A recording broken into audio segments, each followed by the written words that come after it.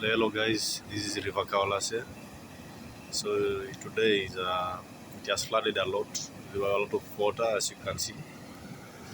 So see, this is it used to be one of the bridges where people used to cross. But now we are using a new bridge. So this water goes up like Turkana, as you can see.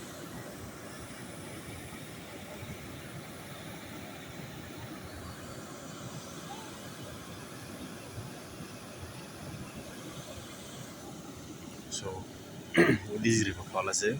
It is in the middle of Loda town.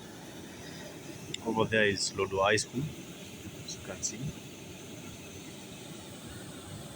Yeah, Lodo High School is on top of that mountain.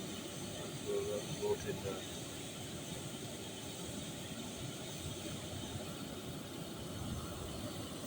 So it has flooded, and it means we have a lot of rains here in Turkana. When you see such kind of huge amounts of water flooding. Sometimes years back, we used to have problems in this place because then lives were lost, people's lives were lost.